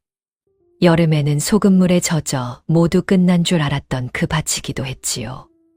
윤씨 마님이 천천히 입을 열었습니다. 순덕아. 예, 마님. 나는 아직도 내가 한 일을 다 알지는 못한다. 순덕이가 고개를 들었습니다. 문서에 무슨 말이 적혀 있는지도 몰랐고 소금물이 들어오면 어찌 되는지도 몰랐다. 개를 밭에 푸는 일이 왜 좋은지도 내가 설명해 주었는데 반쯤밖에 못 알아들었다. 순덕이는 아무 말도 하지 않았습니다. 윤씨 마님이 작게 숨을 내쉬었지요. 그런데 이 집이 살아있다. 마루 위가 조용해졌습니다. 저 밭도 살아있고 나도 살아있고 내가 살린 사람들까지 제자리로 돌아갔다. 순덕이의 눈이 잠깐 흔들렸습니다. 윤씨 마님이 마루 옆에 놓아둔 작은 나무패 하나를 들어 보였습니다. 낡은 판자의 먹으로 글자가 적혀 있었지요. 순덕이 밭. 순덕이가 그 글자를 한참 바라봤습니다. 마님, 이게 뭡니까? 보면 모르느냐? 밭 이름이다. 밭 이름이 왜 제 이름입니까? 내가 살린 밭이니까. 순덕이가 얼른 고개를 저었습니다. 마님, 밭은 마님 밭입니다. 그래, 내 밭이지. 윤씨 마님이 고개를 끄덕였습니다. 그런데 이제부터는 내가 하자는 대로 할 것이다. 순덕이가 마님을 봤습니다. 제가요? 그래. 개를 풀라면 풀고 물기를 내라면 내고 기다리라면 기다릴 것이다. 대신 한 가지는 내가 정한다. 무엇입니까? 윤씨 마님이 나무패를 밭 쪽으로 들어보였습니다. 저 밭 이름은 순덕이 밭이다. 순덕이는 대답하지 못했습니다. 저녁 바람이 한 번 지나갔습니다. 마늘 잎들이 아주 작게 흔들렸지요. 한참 뒤 순덕이가 조심스레 말했습니다. 마님, 왜 그러느냐? 그런 밭 이름이 너무 길지 않겠습니까? 윤씨 마님이 눈을 깜빡였습니다. 순덕이 밭이 뭐가 길다는 말이냐? 나중에 개 농사 배우러 오는 사람들이 많아지면 다들 그렇게 부르기 어렵습니다. 그러면 뭐라고 부르자는 것이냐? 순덕이가 잠시 생각했습니다. 그냥 개밭이라 하면 어떻습니까? 윤씨 마님이 순덕이를 바라봤습니다. 그러더니 허 하고 웃음이 터졌지요. 이 귀한 밭 이름을 개밭이라 하자는 것이냐? 처음부터 개들이 일한 밭이니까요. 윤씨 마님은 웃다가 고개를 저었습니다. 안 된다. 개들은 자기 이름을 몰라도 된다. 너는 알아야지. 순덕이가 입술을 한 번 깨물었습니다. 그리고 아주 작게 웃었습니다. 윤씨 마님도 다시 밭을 바라봤지요. 그날 저녁 두 사람은 한동안 마루에 나란히 앉아 있었습니다. 마늘밭은 조용했습니다. 하지만 그 조용한 밭고랑 사이로 봄부터 가을까지 버텨온 시간이 천천히 빛나고 있었지요. 이렇게 순덕이와 윤씨 마님의 이야기는 끝이 납니다. 마늘밭에 개를 푼다는 말도 안 되는 일이 결국 한 집을 살리고 마을 사람들 마음까지 조금씩 돌려놓았습니다. 그런데 사람 사는 일이 어디 밭에서만 그렇겠습니까? 집 안에서도 형제 사이에서도 남들은 모르는 마음 하나가 자꾸 옆으로 기어다닐 때가 있지요. 자, 옛말에 이르기를 형만 하나 없다 했습니다만 이댁 형제는 영 그 말이 안 맞았던 모양입니다. 경상도 어느 산골 마을에 응칠이, 응삼이라는 형제가 살았더랍니다. 형 응칠이로 말하자면 나이 28, 동네에서는 진작에 노총각 소리를 듣는 처지였는데 이게 얼굴이 모자라서도 아니요, 성정이 못돼서도 아니었습니다. 그저 혼사라는 게 묘해서 좋다 싶으면 사주가 안 맞고 사주가 맞다 싶으면 집안이 시원찮고 이러구러 번번이 어그러지기를 벌써 5차례째였지요. 그에 비해 아우 응삼이는 23, 한창 때였는데 이놈은 또 묘하게 일이 술술 풀리는 사주를 타고났는지 매파가 입만 떼면 혼처가 줄줄이 따라왔습니다. 그날도 그랬습니다. 마당쇠가 살인문을 열어주기도 전에 동네 매파 박씨가 부채를 펄럭이며 들이닥쳤지요. 아이고, 이댁 둘째 도령 말이오. 건너 마을 김진사댁에서 그렇게 마음에 들어 한다지 뭡니까? 이 말 한마디에 안방이 발칵 뒤집혔습니다. 어머니는 좋다고 손뼉을 칠 뻔하다가 흠칫 멈추었고 아버지는 헛기침을 2번 하더니 슬쩍 윗목을 보았습니다. 거기 응칠이가 무릎을 꿇고 앉아 있었던 겁니다. 부모 마음이 다 그런 게지요. 동생이 먼저 장가가는 게 싫어서가 아니라 형 체면이 마음에 걸린 겁니다. 형 차례도 안 됐는데 아우가 먼저 가다니 동네 어른들 입방아에 오르내릴 게 뻔하지 않습니까? 그 대혼처는 다음에 다시 이야기합시다. 아버지가 어물쩍 매파를 돌려보내려 하는데 정작 그 말을 자른 건 응칠이 본인이었습니다. 아버지, 보내십시오. 방 안이 조용해졌습니다. 응칠이는 고개를 빳빳이 들고 말을 이었지요. 제 혼사가 안 풀리는 거야 제 팔자지. 아우 앞길까지 막을 수야 있습니까? 보내십시오. 말은 그렇게 의젓하게 나왔습니다. 어찌나 늠름하던지 어머니는 눈물까지 글썽이며 역시 우리 큰애가 속이 깊다고 했더랍니다. 그런데 여러분, 사람 속이라는 게 참 묘합니다. 입으로 한 말과 속에 있는 말이 늘 같은 건 아니거든요. 그날 밤 응칠이는 마당에 나와 멀거니 달을 올려다보고 있었습니다. 그러더니 헛간에 세워둔 지게작대기를 괜히 발로 툭 한번 차보는 것이었습니다. 작대기가 쓰러지자 또 괜히 일으켜 세우고 다시 차고 누가 보면 작대기랑 싸우는 줄 알았을 겁니다. 마침 뒷간 가던 응삼이가 그 꼴을 보고 말았지요. 형님 뭐 하십니까? 아무것도 아니다. 들어가 자라. 응삼이는 영문을 몰라 고개를 갸웃하며 들어갔습니다만 우리는 압니다. 저 작대기가 무슨 죄가 있겠습니까? 그저 형의 속이 그 작대기만큼이나 자꾸 쓰러지고 있었을 뿐이지요. 다음 날부터 응삼이의 혼사 이야기가 본격적으로 오갔습니다. 매파 박씨가 사흘이 멀다 하고 드나들었지요. 김진사댁에서는 어찌나 마음에 들어 하던지 사주단자를 보내라 재촉이 빗발쳤습니다. 어머니는 신이 나서 옷감을 고르고 아버지는 헛기침을 하면서도 은근히 흐뭇한 기색을 감추지 못하셨지요. 응칠이는 그 사이에서 묵묵히 제 할 일을 했습니다. 지게를 지고 나무를 해오고 마당을 쓸고 아우의 혼사 이야기가 나올 때마다 고개를 끄덕이며 거들었지요. 누가 봐도 의젓한 맞이였습니다. 그런데 그 의젓함이 묘하게 어색한 데가 있었습니다. 응삼이가 혼처 이야기로 들떠 있을 때마다 응칠이의 손은 괜히 바빠지는 것이었지요. 안 그래도 될 일을 더 하고 안 들어도 될 말을 일부러 멀리서 듣지 않으려 자리를 피하고 누가 콕 집어묻는다면 딱히 뭐가 잘못됐다 말할 수 없는 그런 식의 어긋남이었습니다. 그날 저녁이었습니다. 마당에서 저녁상을 물리고 가족이 모두 둘러앉아 사주단자 이야기를 나누고 있었지요. 어머니가 신이 나서 말씀하셨습니다. 태길은 다음 달 보름이 어떻겠느냐, 길일이라더라. 좋습니다, 어머니. 응삼이가 고개를 숙이며 대답했지요. 그런데 말끝이 어딘가 조심스러웠습니다. 슬쩍 형 쪽을 곁눈질했지요. 응칠이는 밥그릇만 들여다보고 있었습니다. 형님, 응삼이가 불렀습니다. 왜? 저 정말 괜찮으신 겁니까? 방 안이 잠시 조용해졌지요. 아버지도 어머니도 응칠이를 보았습니다. 응칠이가 천천히 고개를 들었지요. 그리고 웃었습니다. 입꼬리가 정확히 올라간 흠잡을 데 없는 웃음이었습니다.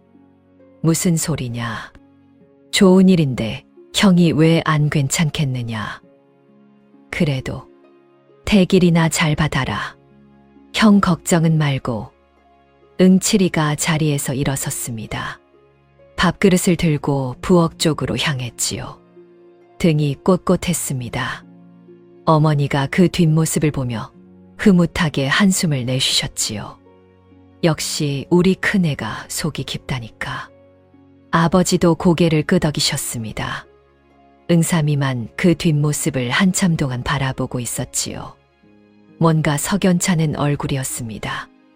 이튿날 아침 마당에 매파 박씨가 또 들렀습니다.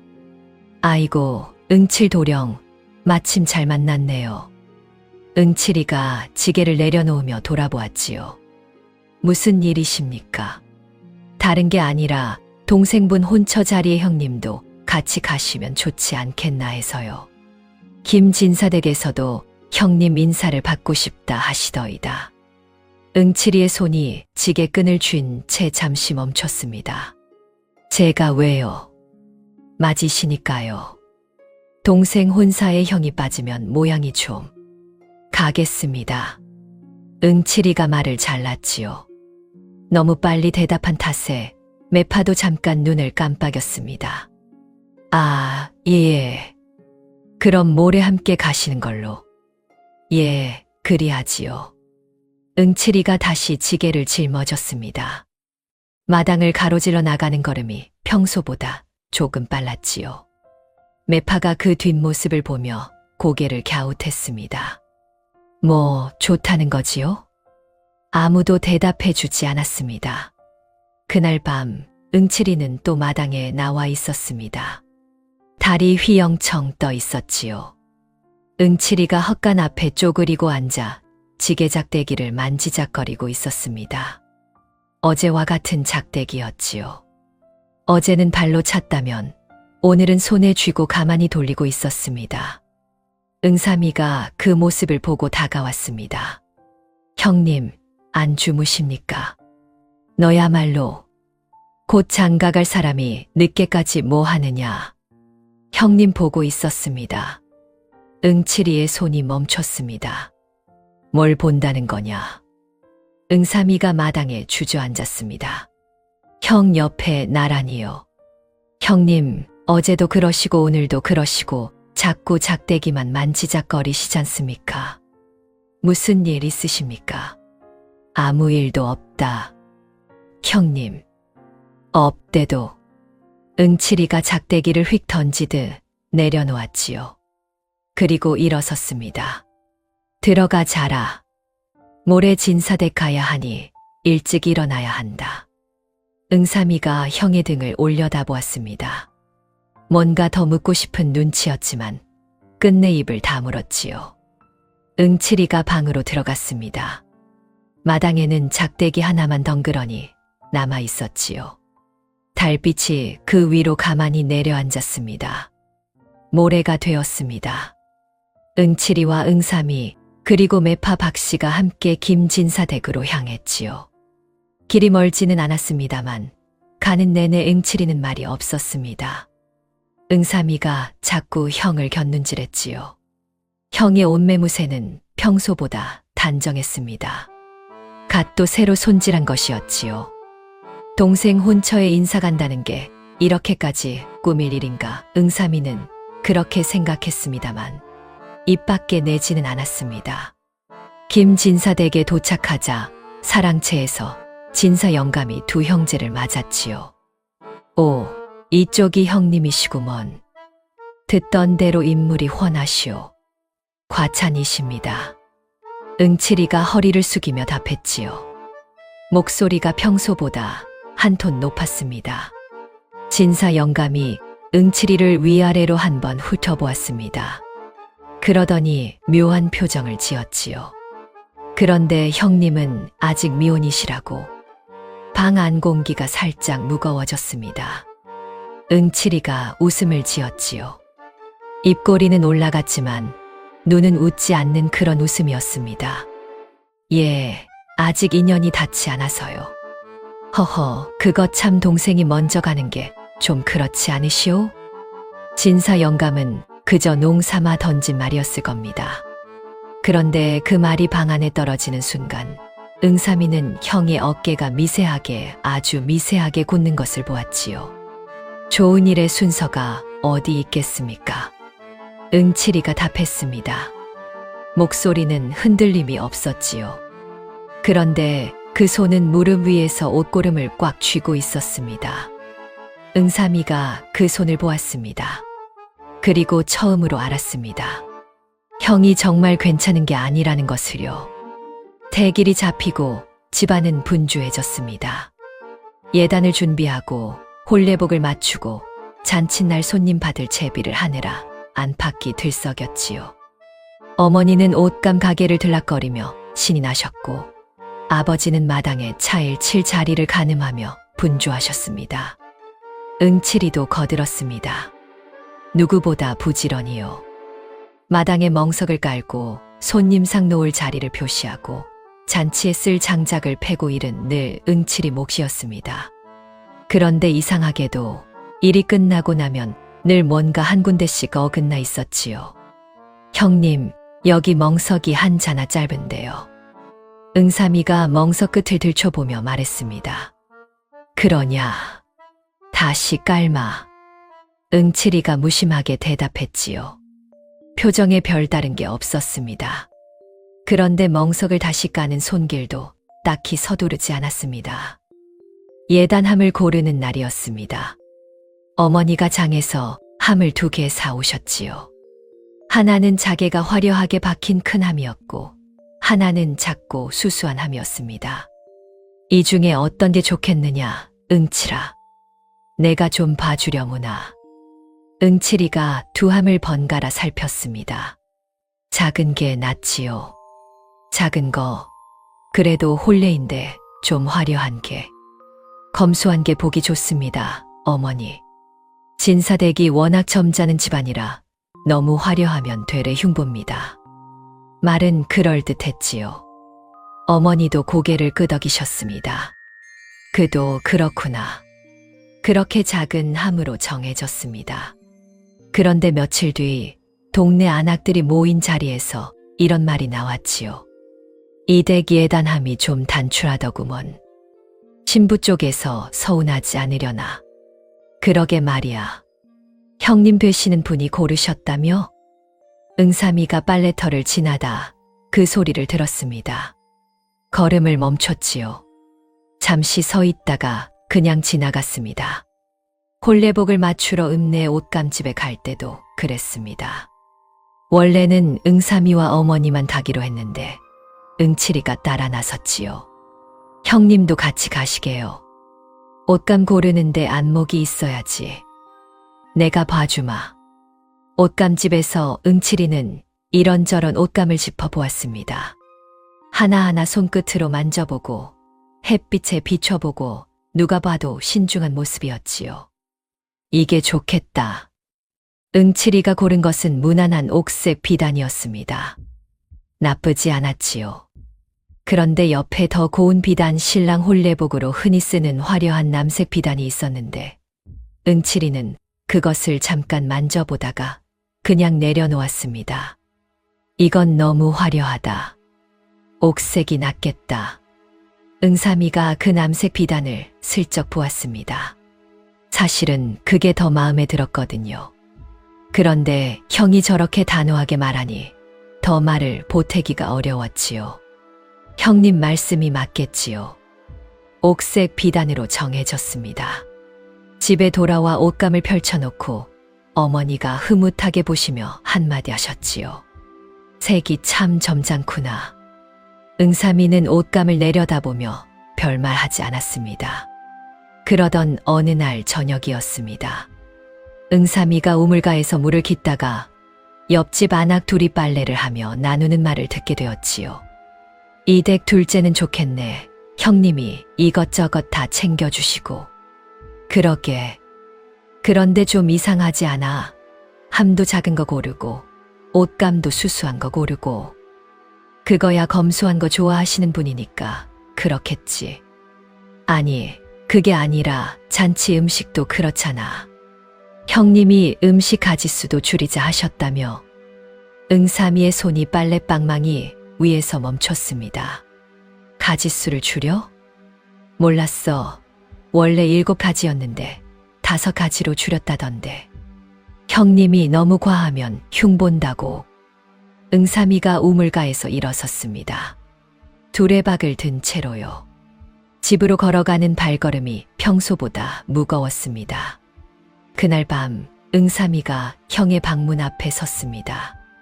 문틈으로 호롱불 빛이 새어나오고 있었지요. 응삼이가 잠시 망설이다가 문을 열었습니다. 응칠이가 멍석 가장자리를 손질하고 있었습니다. 잔칫날 쓸 멍석이었지요. 한 땀 한 땀 정성스럽게 꿰매고 있었습니다. 형님, 뭐냐, 앉자고. 여쭤볼 게 있습니다. 응칠이가 바늘을 멈췄지요. 고개는 들지 않았습니다. 음식 가짓수 줄이셨다고 들었습니다. 함도 그렇고 옷감도 그렇고 형님이 다 단출한 것만 고르셨더라고요. 응칠이의 손이 잠시 멈춰 있었습니다. 검소한 게 뭐가 나쁘냐? 나쁘다는 게 아니라요.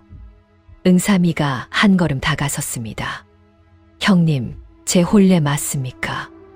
방 안이 조용해졌습니다. 응칠이가 그제야 고개를 들었지요. 호롱불빛이 그 얼굴 위에서 일렁였습니다. 무슨 소리냐? 제 혼례인데 자꾸 형님이 다 줄이고 마치 잔치를 작게 치르고 싶어 하시는 것 같아서요. 응칠이가 바늘을 내려놓았습니다. 별소리를 다 하는구나. 목소리가 평소보다 낮았지요. 내가 줄인 건 다 이유가 있어서다. 진사댁 체면도 생각해야 하고 우리 집 형편도 생각해야 하고. 내가 뭘 안다고 그런 말을 하느냐. 말끝이 평소보다 날카로웠습니다. 응삼이가 잠시 형을 바라보았지요. 형은 다시 바늘을 들고 멍석을 꿰매기 시작했습니다. 더 이상 말을 받을 생각이 없다는 듯이요. 알겠습니다. 응삼이가 방을 나섰습니다. 문이 닫히고 응칠이는 한동안 바늘을 움직이지 못했지요. 멍석 위에 손을 얹은 채로 가만히 앉아 있었습니다. 며칠 뒤 잔치 음식을 의논하는 자리였습니다. 어머니가 5가지 음식 목록을 내놓으며 말씀하셨지요. 이 정도면 됐겠지. 응칠이 말대로 너무 과하지 않게. 그런데 그 자리에서 평소엔 말이 없던 응삼이가 입을 열었습니다. 어머니, 2가지만 더 하면 안 되겠습니까? 갑자기 왜?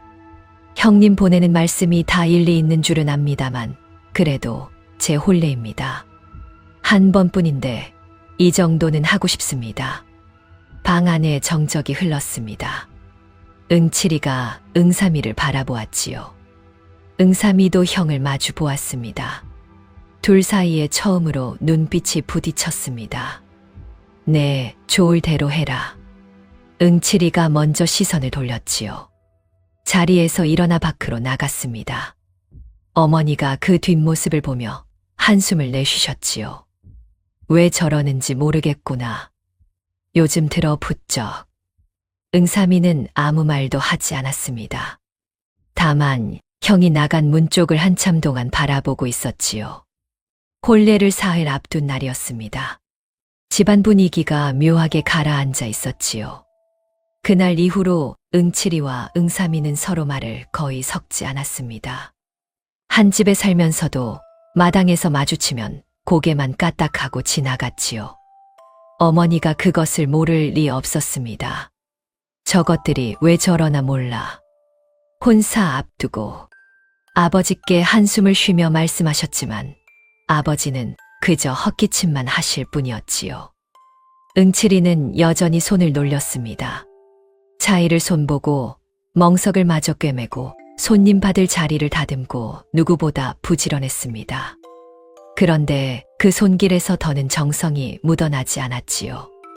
그냥 해치우는 일처럼 보였습니다. 혼례 전날 저녁이었습니다. 먼 친척들이 하나둘 도착하기 시작했지요. 마당의 사람들이 북적였습니다. 술상이 차려지고 오랜만에 만난 친척들끼리 웃음소리가 오갔지요. 그 자리에 응칠이도 끼어 앉아 있었습니다. 친척 어른들이 술잔을 돌리며 덕담을 건넸지요. 응삼이 장가가는구먼. 좋은 자리 만났다지. 예, 좋은 댁입니다. 응칠이가 술을 따르며 대답했지요. 그나저나 응칠이 너는 어쩌누? 동생이 먼저 가버리면 말이 끝나기도 전이었습니다. 옆에 앉은 다른 친척이 끼어들었지요. 아, 거 무슨 소리요? 순서가 뭐 그리 중요한가? 다 때가 있는 법이지. 그래도 동네 사람들 입방아에 오르내릴 텐데. 형이 아직 미혼인데 아우가 먼저. 그만하시오. 그런 말. 누군가 황급히 말을 끊었습니다. 응칠이를 슬쩍 곁눈질하면서요. 응칠이는 술병을 든 채 가만히 앉아 있었습니다. 표정은 변함이 없었지요. 그런데 술병을 쥔 손가락 마디가 하얗게 변해 있었습니다. 자리가 무르익을 무렵 한 친척 안악이 응삼이의 혼례복을 보고 감탄했습니다. 어머, 옷감이 참 곱구나. 색이 다나하니 신랑한테 잘 어울리겠어. 형님이 골라주신 옷감입니다. 응삼이가 무심코 대답했지요. 역시 형이 동생 챙기는 게 남다르네. 함도 그렇고 음식도 그렇고 다 형님이 신경 써주셨다며. 그 말에 또 다른 친척이 끼어들었습니다. 근데 음식 가지수가 좀 적던데. 처음엔 5가지였다가 응삼이가 다시 2가지를 더했다지. 순간 좌중이 조용해졌습니다. 응칠이의 손이 술잔 위에서 멈췄지요. 누가 그런 소리를 합니까? 응칠이가 입을 열었습니다. 목소리가 낮고 평소와 달랐지요. 아, 그냥 동네에서 그런 말이. 내가 줄인 게 마치 무슨 흠인 것처럼 말씀하시는군요. 응칠이가 술잔을 탁 내려놓았습니다. 좌중이 흠칫했지요. 형님. 응삼이가 황급히 형을 불렀습니다. 됐다. 응칠이가 자리에서 일어섰습니다. 손님들 계신데 무슨 추태냐. 들어가마. 그러고는 마당을 가로질러 제 방으로 들어가 버렸지요. 문이 닫히는 소리가 평소보다 컸습니다. 좌중에 어색한 침묵이 흘렀습니다. 어머니가 황급히 술병을 들어 분위기를 수습하려 하셨지만 흥은 이미 가라앉아 있었지요. 밤이 깊었습니다. 응삼이가 형의 방문 앞에 섰습니다. 안에서는 불빛도 없었지요. 문을 두드렸습니다. 형님. 대답이 없었습니다. 형님, 저 들어가도 됩니까? 여전히 대답이 없었지요. 응삼이가 잠시 망설이다가 문을 열었습니다. 응칠이가 어둠 속에 앉아 있었습니다.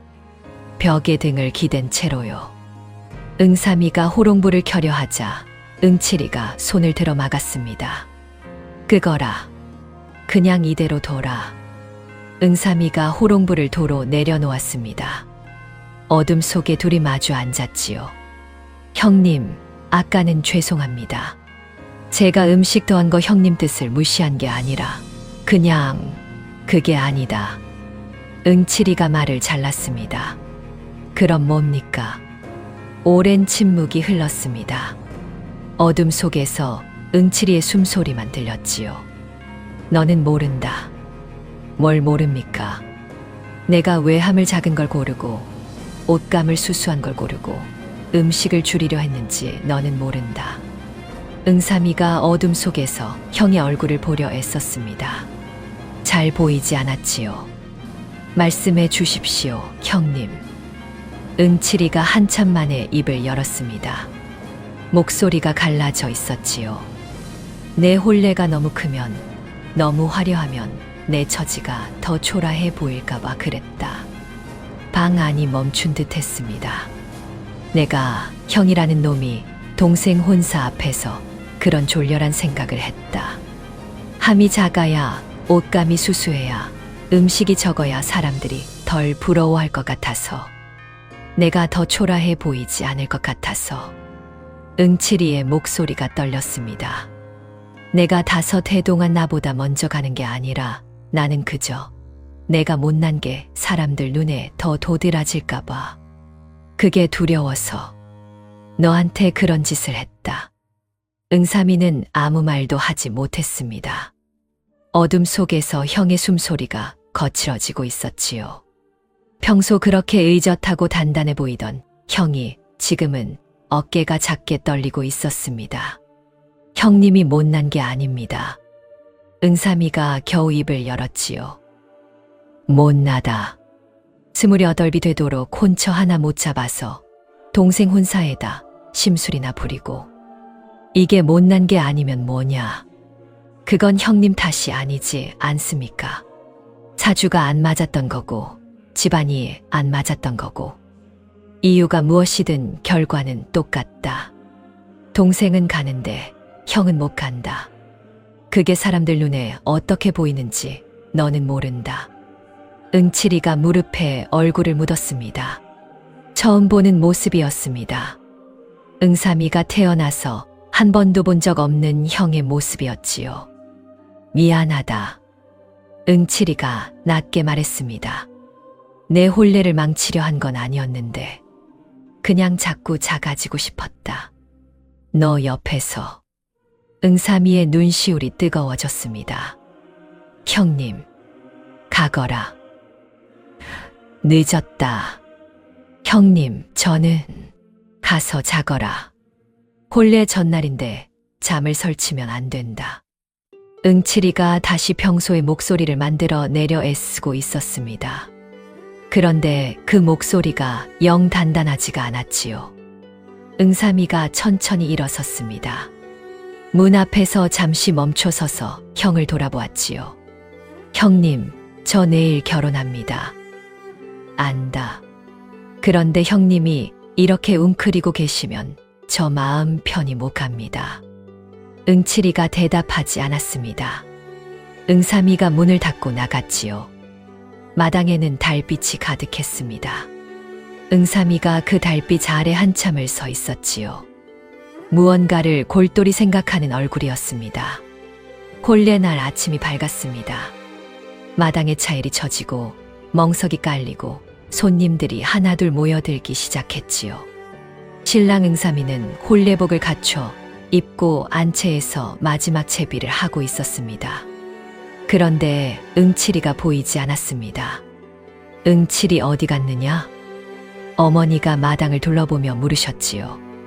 아무도 답하지 못했습니다.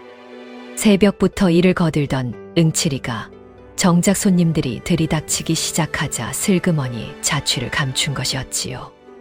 형님이. 응삼이가 안채 문틈으로 마당을 내다보았습니다. 형의 빈자리가 유난히 눈에 들어왔지요.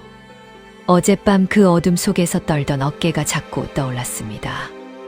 응삼이가 혼례복 차림 그대로 슬쩍 안채를 빠져나왔습니다. 매파가 화들짝 놀랐지요. 아이고, 신랑이 어딜 가십니까? 곧 초례청에 서셔야 하는데. 잠깐이면 됩니다. 응삼이가 헛간 쪽으로 향했습니다. 거기 응칠이가 있었지요. 등을 돌린 채 멍석 더미 위에 앉아 있었습니다. 혼례 잔치 소리가 담장 너머로 들려오는데도 응칠이는 미동도 없었습니다. 형님. 응칠이가 흠칫 돌아보았지요.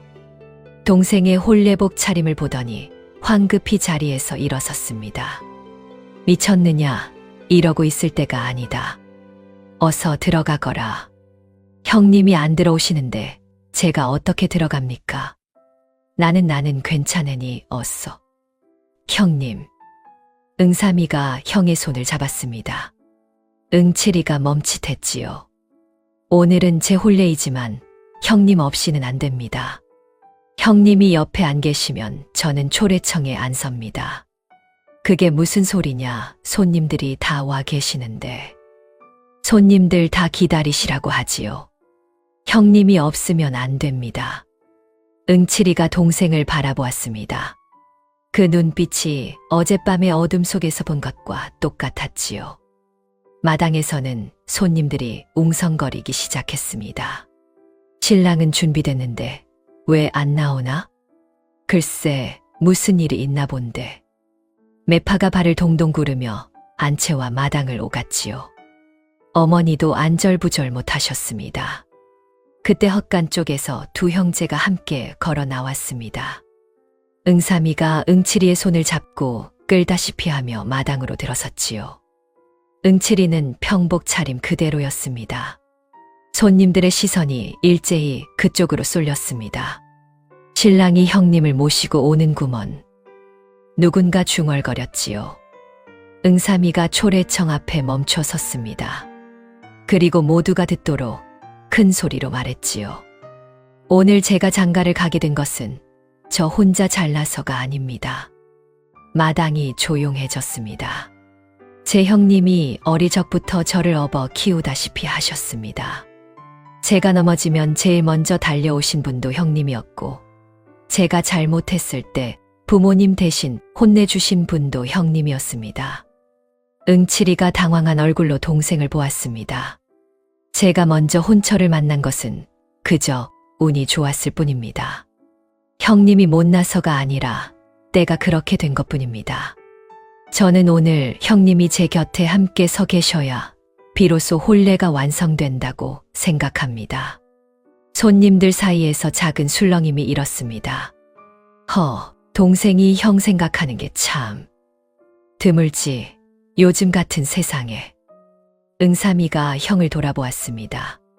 형님, 제 옆에 서 주십시오. 응칠이가 잠시 머뭇거렸지요. 마당 가득한 시선이 부담스러운 듯 발이 떨어지지 않는 것 같았습니다. 그때 친척 어른 한 분이 입을 열었습니다. 어젯밤 술자리에서 무심코 응칠이를 건드렸던 바로 그 어른이었지요. 응칠아, 이리 와서라. 어제 내가 함부로 말한 거 늙은이가 생각이 짧았다. 미안하구나. 다른 친척들도 하나둘 거들었습니다. 형이 동생을 이만큼 챙겼는데 누가 흉을 보겠나. 순서가 뭔 대수야. 우애가 이 정도면 됐지. 응칠이가 마당을 둘러보았습니다. 어머니가 눈물을 글썽이며 고개를 끄덕이고 계셨지요. 아버지도 흐뭇한 얼굴로 손짓을 하셨습니다. 응칠이가 천천히 동생 곁으로 걸어갔습니다. 두 형제가 나란히 초래청 앞에 섰습니다. 응삼이가 형의 옷매무새를 슬쩍 매만져 주었지요. 응칠이가 그 손길을 가만히 받았습니다. 형님. 왜? 고맙습니다. 내가 고마운 거지. 내가 왜? 응칠이의 목소리가 잠겨 있었습니다. 눈가가 붉어져 있었지요.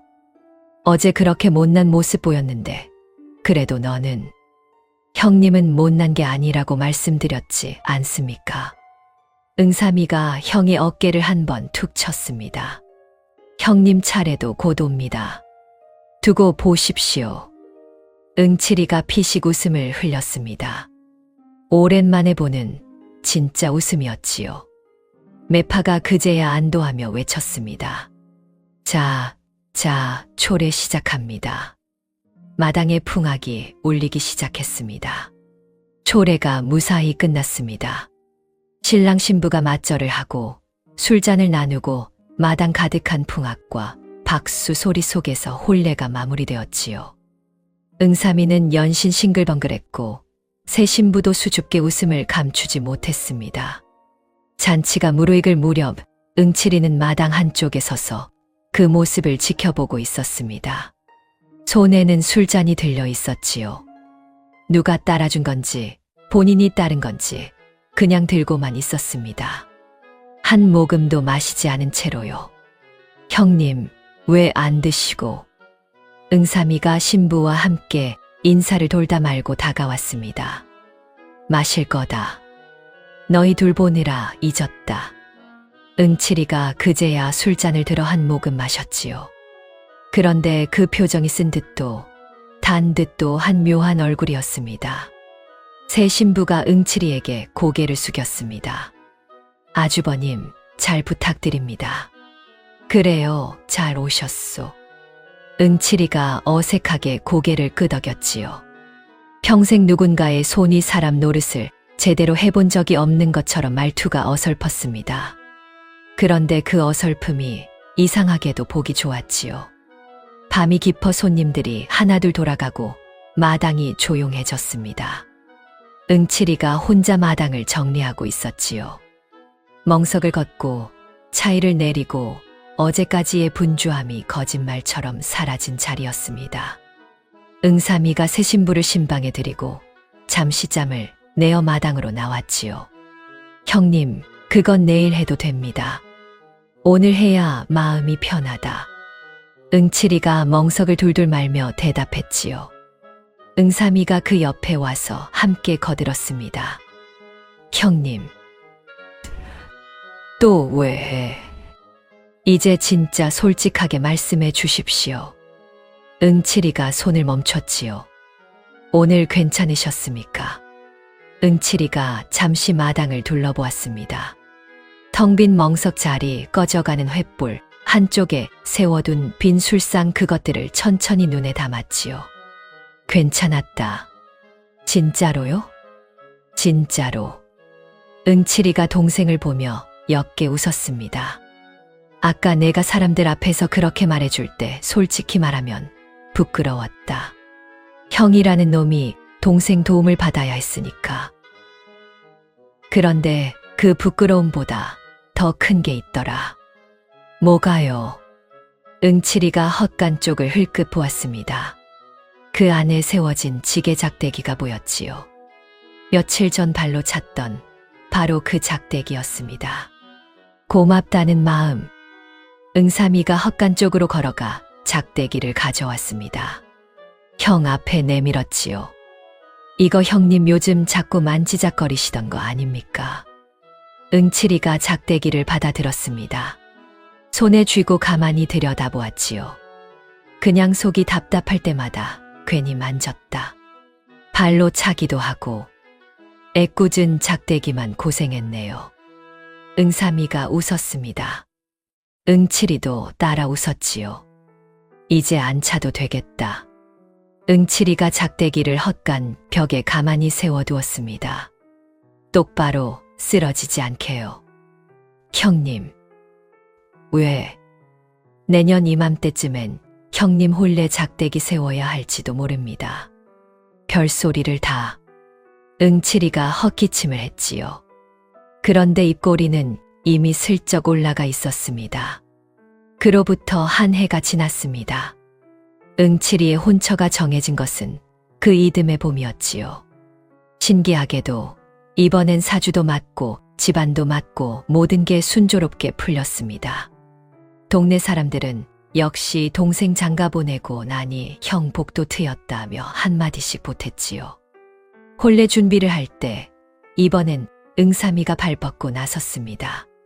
형님, 함은 큰 걸로 합시다. 옷감도 제일 고운 걸로. 음식도 7가지, 아니 8가지로 합시다.